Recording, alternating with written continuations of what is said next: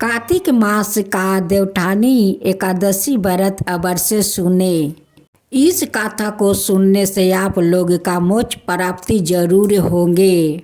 इसे आप सुने। शुरू हो गया था इस मास की समाप्ति नवंबर शुक्रवार कार्तिक पूर्णिमा के साथ होगी। इस महीने में खास दौर पर श्री विष्णु पूजा किया जाता है। कार्तिक मास भगवान विष्णु का महीना माना गया है। पूरे कार्तिक मास व्रत नियम फूलों से श्री हरि भगवान विष्णु का पूजन करने से मनुष्य के जन्म जन्मांतर के सभी पाप नष्ट हो जाते हैं और मनुष्य को मोक्ष की प्राप्ति होती है। इतना ही नहीं, विशेष कर देवठानी एकादशी या हरि प्रबोधिनी एकादशी के दिन तो अवश्य ही पुष्पों से नारायण का पूजा करना चाहिए। इन पुष्पों के साथ ही तुलसी दल से पूरे कार्तिक मास में पुष्प पूजन करने से मनुष्य को सभी तरह के सुख और चारों दिशाओं में समृद्धि की प्राप्ति होती है। कार्तिक मास में जो मनुष्य बेलपत्र से भगवान विष्णु की पूजा करते हैं वो मुक्ति को प्राप्ति होते हैं। जो मनुष्य बकुल और अशोक के फूलों से भगवान विष्णु का पूजन करते हैं वो सूर्य चंद्रमा रहने तक किसी प्रकार का शोक नहीं पाते हैं। जो मनुष्य अगस्त्य के पुष्पों से भगवान विष्णु का पूजन करते हैं उनके आगे इंद्र भी हाथ जोड़ता है। तपस्या करके संतोष होने पर हरि भगवान जो नहीं करते वह अगस्त्य के पुष्प से भगवान को अलंकृत करते हैं। कार्तिक मास में तुलसी दर्शन करने, स्पर्श करने, कथा कहने, नमस्कार करने, स्तुति करने, तुलसी रोपण, जल से सिंचन और प्रत्येक दिन पूजा सेवा आदि करने से हजारों करोड़ योगी पर्यटन विष्णु लोक में निवास करते हैं। जो मनुष्य तुलसी का पौधा लगाते हैं उनके कुटुंब से उत्पन्न होने वाले प्रलय काल तक विष्णु लोक में निवास करते हैं।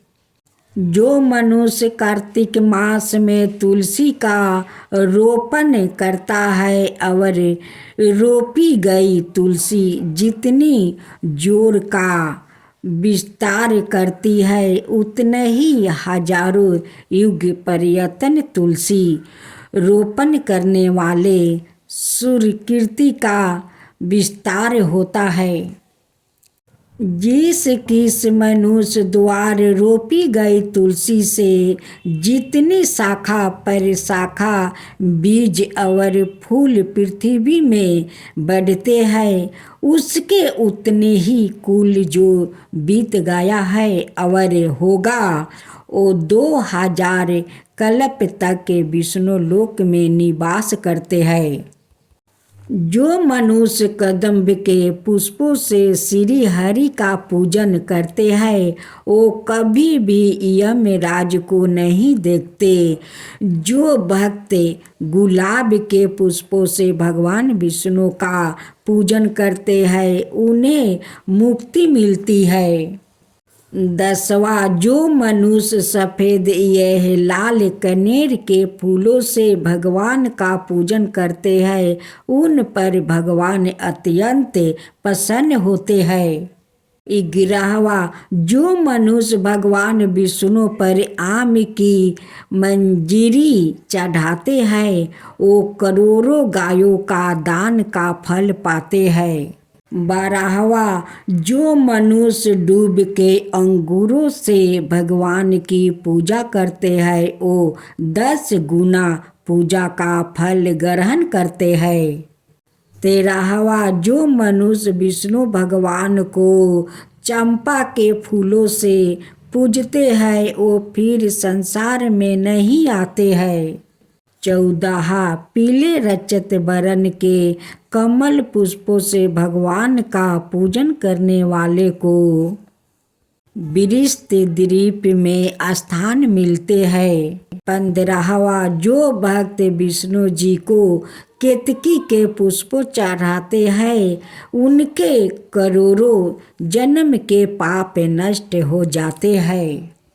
16वां, जो मनुष्य स्वामी के पत्र से भगवान की पूजा करते हैं उनको महाघोर यमराज के मार्ग का भय नहीं रहता।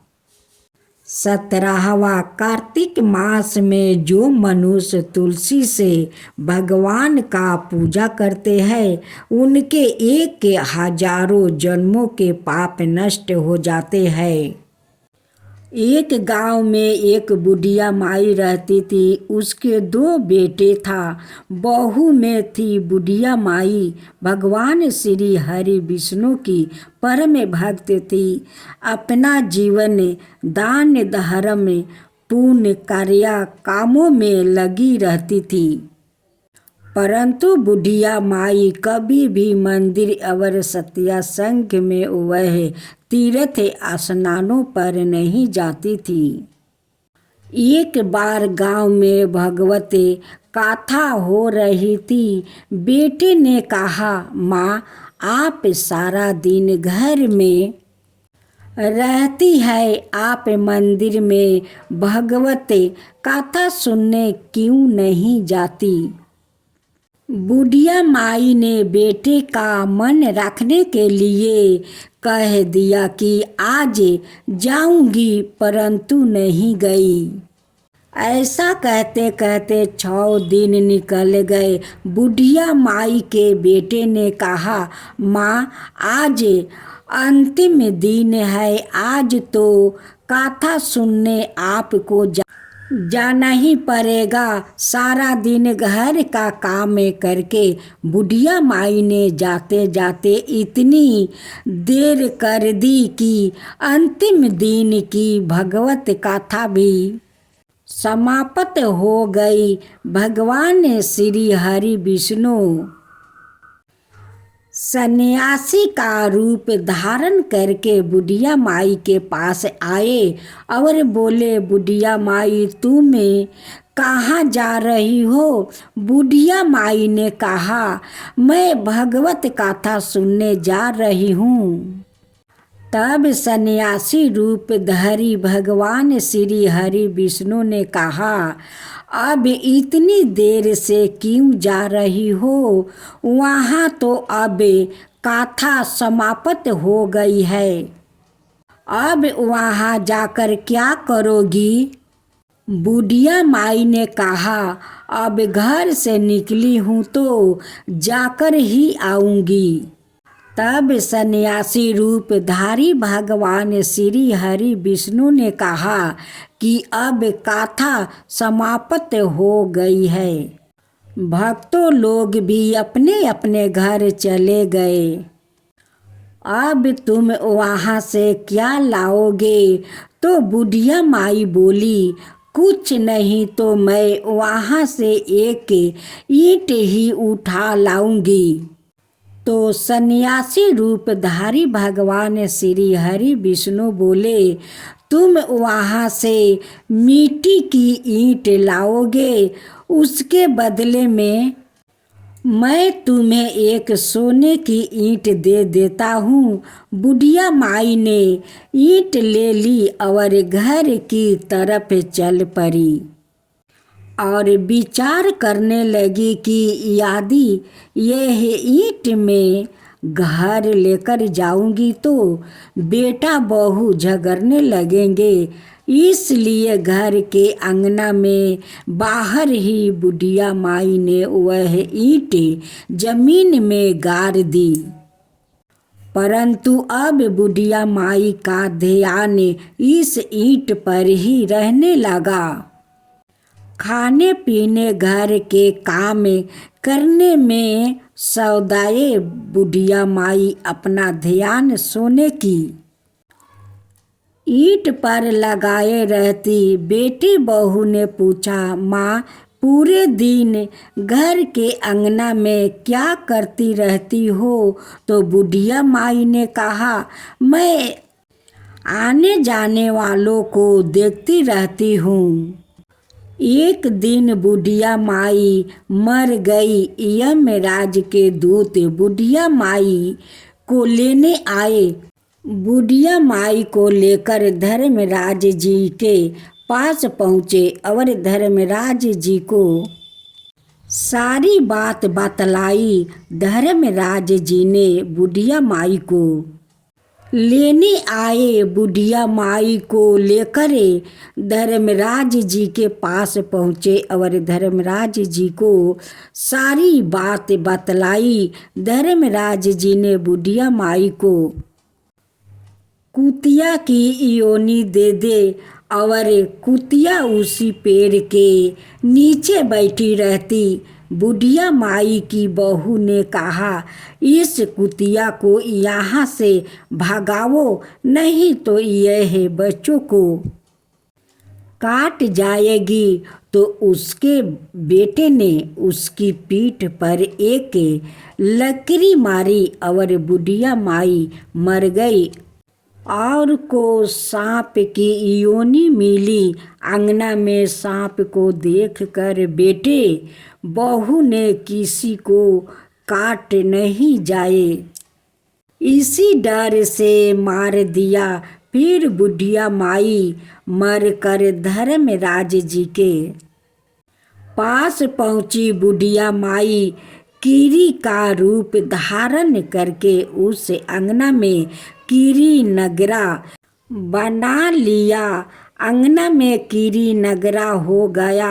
घर वालों बहुत परेशान हुए। घर वालों भोजन भी नहीं बना रहे थे और मन ही मन होने का स्मरण करने लगा।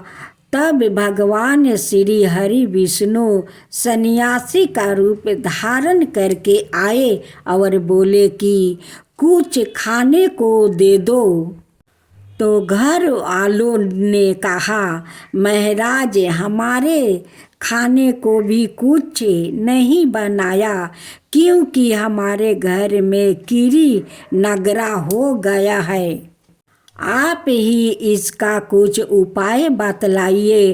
तब महाराज जी ने अंगना में खोदा और सोने की 28 घारा निकली और दोनों बेटों को दे दी और कहा, तुम्हारी माँ के नाम से दान पुण्य करना, धर्मशाला बनाना, स्कूल बनवाना, पाऊ लगवाना, गौशाला में गाय के चारा खाने की व्यवस्था करना। परंतु दोनों बेटे आपस में झगड़ने लगे कि तू दान कर तो तू दान कर।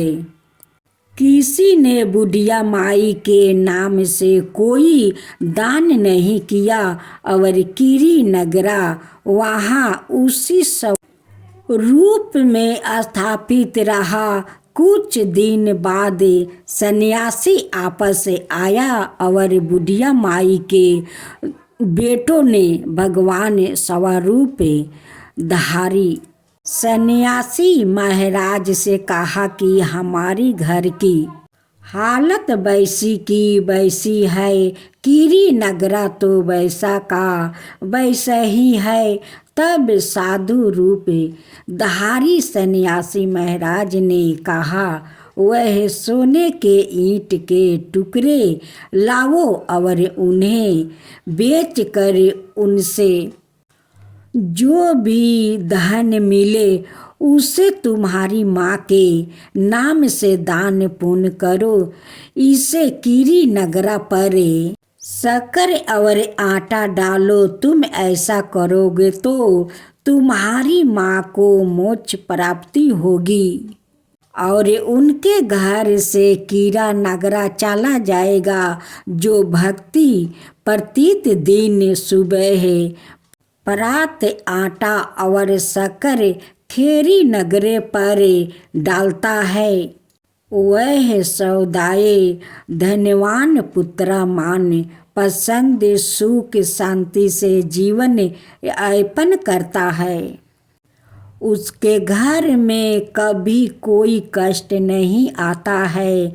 उसका जीवन सादा सबूरता आनंद से व्यतीत होता है। उसके परिवार जन उसके अत्यधिक स्नेह प्रदान करते हैं।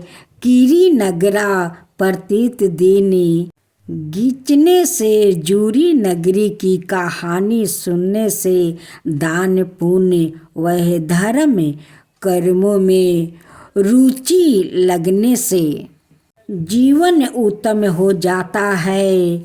जय बोलो विष्णु भगवान की जय।